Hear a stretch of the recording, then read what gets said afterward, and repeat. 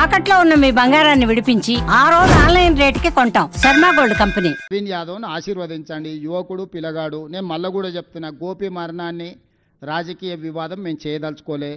వాళ్ళ తల్లి, వాళ్ళ పిల్లలు, వాళ్ళు చేస్తున్న ఆరోపణలు, కేంద్ర మంత్రి బండి సంజయ్ గారు ఆరోపణలు చేస్తున్నారు కాబట్టి వాళ్ళు పోలీసు వాళ్ళకి లేఖ రాస్తే పోలీసు వాళ్ళు ఖచ్చితంగా విచారణ చేస్తారు. మరణం వెనకాల ఉన్నది వాళ్ళ సొంత తల్లి అంటున్నది.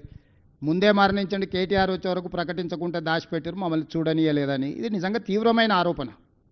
ఏ తల్లి కూడా ఒక కొడుకు మరణాన్ని వేరే ప్రయోజనాల కోసం వేరే ఆలోచనలతో మాట్లాడుతుందని నేను నమ్మను. అమ్మ మీద ఉండే నమ్మకం నాకు ఏ అమ్మ మీదైనా.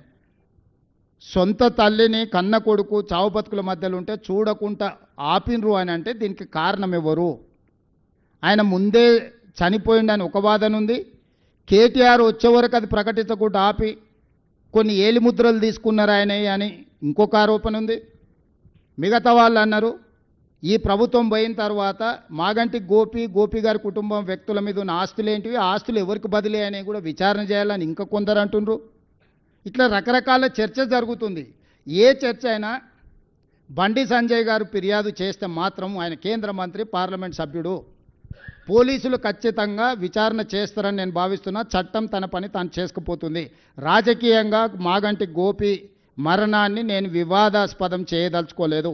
వాళ్ళ కుటుంబ సభ్యులు, పిల్లలు కావచ్చు, తల్లి కావచ్చు, వారు సతీమణి, మొదటి సతీమణి కావచ్చు, రెండో సతీమణి కావచ్చు, ఆ వివాదాలను నేను మాట్లాడదలుచుకోలేదు. అట్లాంటి విషయాలల్లో నేను విఘ్నత ప్రదర్శించదలుచుకున్న. నా వివాదంలోకి నన్ను లాగకండి. ధన్యవాదాలు.